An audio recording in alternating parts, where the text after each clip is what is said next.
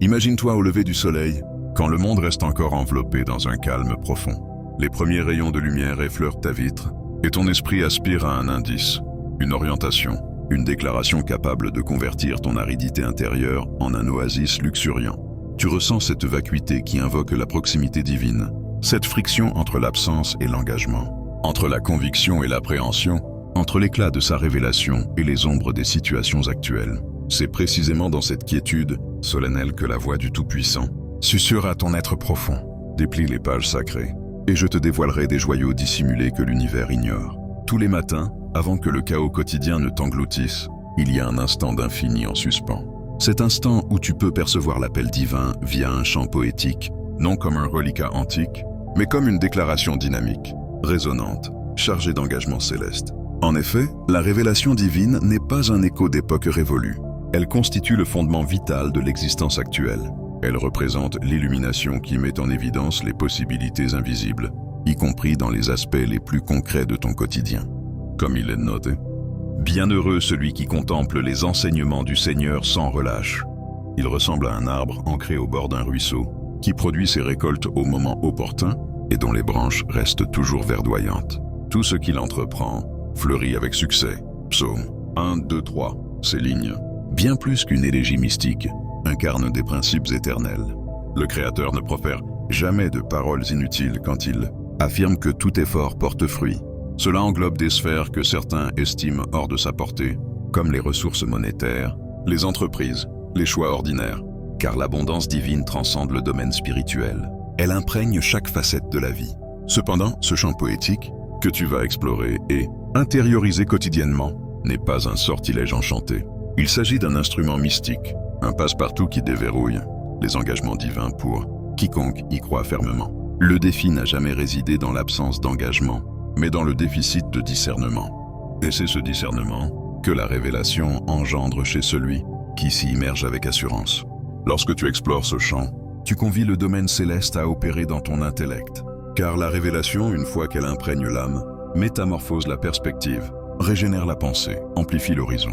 Et c'est cette métamorphose intime qui fait émerger, comme par enchantement, les perspectives occultes que le divin avait déjà disposées autour de toi. Le maître ne forge pas constamment du neuf. Souvent, il élargit simplement ton regard pour appréhender ce qui existait déjà.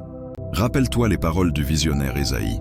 « Je t'accorderai les biens occultés, les fortunes enfouies, pour que tu reconnaisses que je suis le Seigneur, celui qui t'invoque par ton identité. » Ésaïe 45, 3. C. Biens occultés ne se limitent pas au mystique. Ils incluent des concepts, des liens humains, des éclairs d'inspiration, des approches tactiques que le Créateur implante dans l'esprit de ceux qui priorisent sa perspicacité. Et la perspicacité débute invariablement par la révélation.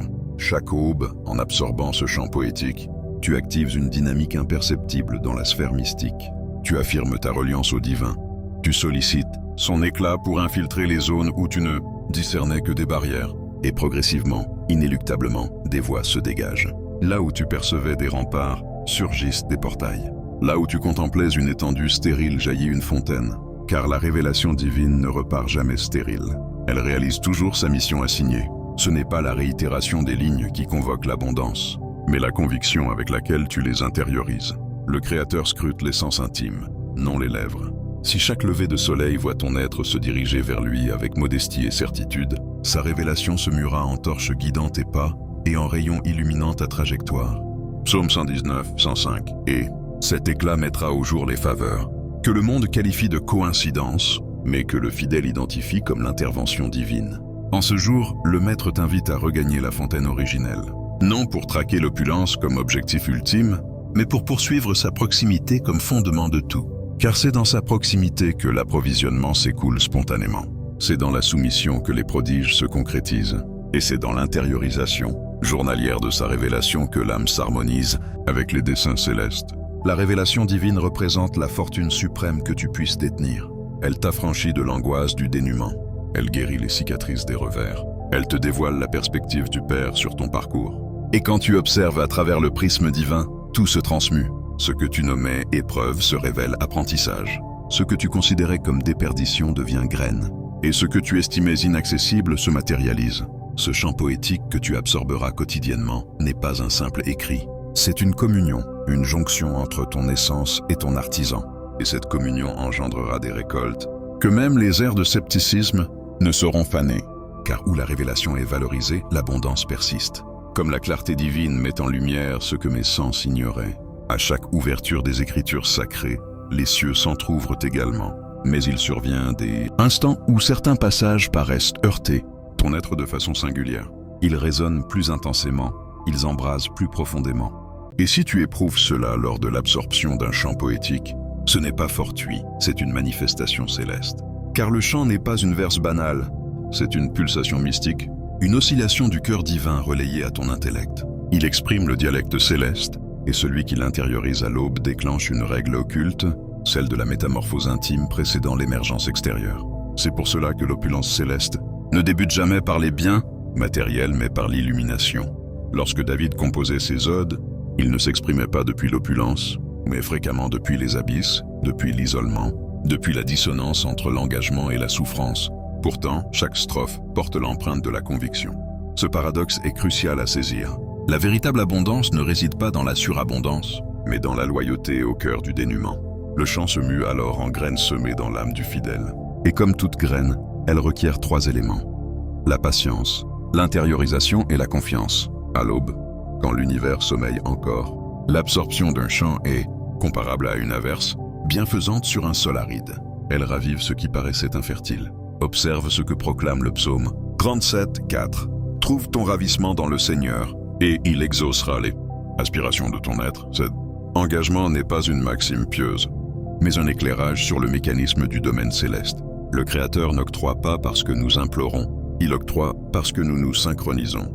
Quand ton essence tire sa joie de lui, tes aspirations évoluent, elles se purifient, se focalisent, deviennent productives. Dès lors, les perspectives monétaires cessent d'être une poursuite éreintante et se transforment en résultat inévitable de ta soumission. La société prône que l'opulence découle de la rivalité, de la tactique, de la maîtrise. Mais le divin enseigne que la prospérité authentique émane de l'union mystique. En intériorisant la révélation, tu convies l'Esprit Saint à orienter tes réflexions, à épurer tes motivations, à éclaircir tes démarches. Ce n'est pas une abstraction, c'est une pratique quotidienne. Nombreux sont ceux qui supplient pour que le Créateur altère leur contexte. Mais le Créateur patiente souvent, jusqu'à ce que sa révélation modifie d'abord leur vision, car c'est la vision qui forge la réalité. Quand tu observes à travers le filtre céleste, tu identifies des sentiers que la société méconnaît. Là où autrui discerne un obstacle, toi tu aperçois un accès. Là où autrui voit une défaite, toi tu distingues une plantation. Et c'est ainsi que surgit la perspicacité financière inspirée des Écritures, non par le raisonnement, mais par le dévoilement. Le psaume 112 l'atteste. Bienheureux celui qui révère le Seigneur, qui se complaît grandement dans ses directives. Sa lignée sera influente sur le globe. La descendance des intègres recevra des faveurs. Des fortunes et des atouts résident en son foyer, et sa droiture perdure éternellement. Ici, la révélation pose un fondement indéfectible. La révérence envers le divin attire la constance, et la loyauté à sa révélation attire l'approvisionnement.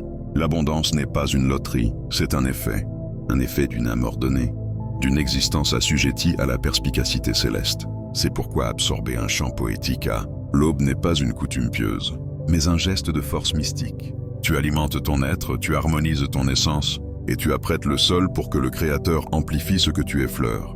Quand la révélation devient ton aliment initial, elle consacre l'ensemble. Elle modèle tes sélections, tes sentiments, ta réponse aux obstacles. Elle se mue en tamis à travers lequel tu interprètes l'existence. Et ce tamis te préserve des illusions du dénuement. Le dénuement affirme, tu es dépourvu. La révélation réplique, le Seigneur est mon guide. Rien ne me fera défaut. Psaume 23, 1. Le dénuement chuchote, tu es isolé. La révélation proclame, je ne t'abandonnerai, ni ne te laisserai tomber. Hébreux 13, 5. Ainsi, chaque ligne se transforme en bastion contre l'anxiété. Et plus tu intériorises, plus tu acquiers cette sérénité intime qui convoque la netteté et, par conséquent, les choix judicieux. Mais prudence, le Créateur ne dévoile jamais les perspectives à une âme distraite. C'est pourquoi l'aube est si cruciale. Avant les alertes, avant les tourments, avant les échanges. C'est le moment où ton intellect est le plus ouvert, le plus immaculé. Absorber le chant à cet instant, c'est confier au divin la barre de la journée. Et c'est alors que tout se métamorphose. Ce que tu aurais jugé comme une pure contingence devient une liaison céleste. Ce que tu croyais être un verrou devient un corridor vers ton destin. Et tu saisis que l'opulence n'est pas un prodige abrupt, mais le produit de la loyauté journalière à la révélation vivifiante. Le maître n'opère jamais hors de sa révélation. En t'y cramponnant, tu te positionnes dans le flux même de son intention. Et dans ce flux, rien n'est gaspillé, rien n'est futile. Chaque supplication, chaque absorption, chaque aube consacrée au chant devient une graine de splendeur dans l'oasis de ton futur. La révélation ne repart pas infructueuse, car le Créateur est loyal à son essence. Il a déclaré et il exécutera. Et lorsque tu intégreras cela, tu ne percevras plus l'absorption d'un chant comme une simple routine, mais comme un échange céleste. Tu offres ton temps au divin et il te confère sa guidance. Tu lui dévoiles ton essence et il t'entrouvre les accès du potentiel. Voilà l'opulence authentique. Voilà l'énigme des perspectives occultes, car chaque terme inspiré par le Créateur renferme la force de générer une existence renouvelée. Chaque aube, avant que l'astre diurne ne s'élève au zénith, il subsiste un intervalle de tranquillité où l'univers paraît en équilibre, où les réflexions s'apaisent et où l'âme, si elle le souhaite, peut capter l'appel du Tout-Puissant. C'est dans cet intervalle solennel que l'absorption du chant transcende le cérémonial. Elle se mue en respiration vitale, car chaque terme inspiré du divin porte une énergie créatrice, un décret céleste qui réinstaure l'équilibre dans les secteurs où le chaos prévalait. En absorbant le chant avec confiance, tu autorises cette énergie à imprégner ton intellect et à générer un produit tangible dans ton existence. Il ne s'agit pas d'absorber pour appréhender rationnellement, mais d'absorber pour accueillir mystiquement. La révélation est une graine, et ton essence est le terrain où elle doit éclore. Celui qui inaugure sa journée avec la révélation l'inaugure avec la perspicacité. Et la perspicacité, d'après les adages, surpasse l'or et l'argent, car elle convoque naturellement l'opulence, non comme but, mais comme retombée. En progressant dans la perspicacité céleste, tu cesses de pourchasser les faveurs. Ce sont elles qui te traquent. David a affirmé « Le bien-être et la bienveillance me poursuivront tout au long de mon existence ». Il n'exprimait pas cela en tant qu'individu repu, mais en tant qu'individu synchronisé. Il avait saisi que l'opulence ne reposait pas sur ses possessions, mais sur celui qui l'entendait. C'est pourquoi le mystère ne gît pas dans l'effort intense, ni dans la quête frénétique de remèdes, mais dans l'union paisible avec le divin, dans cette proximité où il expose ce que les regards mortels occultent. En absorbant le chant quotidiennement, tu t'exposes à une vibration mystique qui remodèle ta perception du monde. Les termes deviennent des ouvertures vers la perspicacité éternelle. Et cette perspicacité, une fois intégrée à ton intellect, initie des liaisons, éveille des notions, attire des moyens.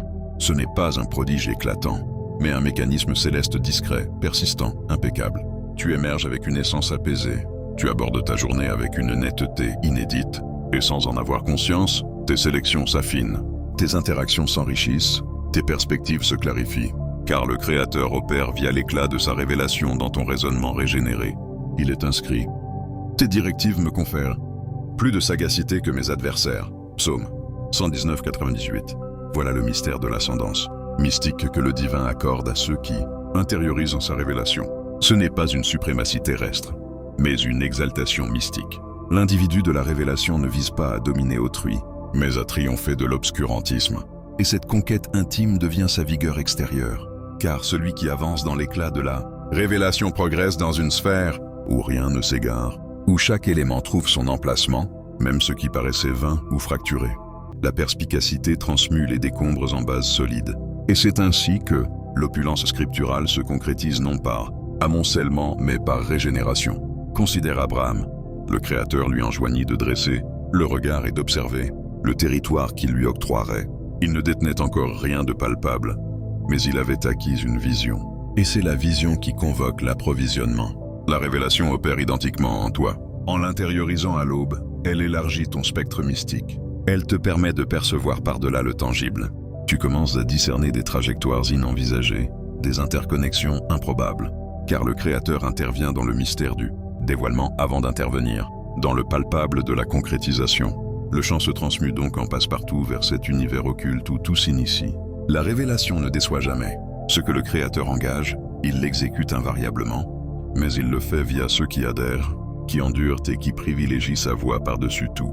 Absorber un chant à l'aube, c'est déclarer au divin « Exprime-toi, ton fidèle est attentif ». Et quand tu es attentif ainsi, les cieux te perçoivent comme un collaborateur de son œuvre. C'est pour cela que certains accès ne s'entr'ouvrent que lorsque tu Adopte cette attitude d'intériorisation et de confiance, car l'opulence dans la conception divine n'est jamais une finalité, mais un instrument pour exposer la générosité divine sur terre. Celui qui se sustente de la révélation ne souffre d'aucun manque, car la révélation attire précisément ce dont il nécessite au timing précis. Le Messie a déclaré « Poursuivez en priorité le domaine céleste et son intégrité, et le surplus vous sera alloué. » Voilà le mystère que beaucoup négligent. Le chant n'est pas un écrit enchanté qui convoque la fortune, mais un conduit d'union qui convoque l'intention divine, et où l'intention divine domine. L'approvisionnement se matérialise immanquablement, car le Créateur n'assigne jamais une tâche sans les outils requis pour la mener à bien. À l'aube, en consacrant cet intervalle sacré à l'absorption, les cieux en prennent acte. Tu t'intègres aux cadences célestes, celui où le temps n'est plus dilapidé mais capitalisé. Cet intervalle devient ton sanctuaire discret, ton point de jonction avec la perspicacité intemporelle. Et cette perspicacité ne se limite pas à ta sérénité intime, mais influence aussi tes orientations monétaires, ta gestion, ta semence, ta construction.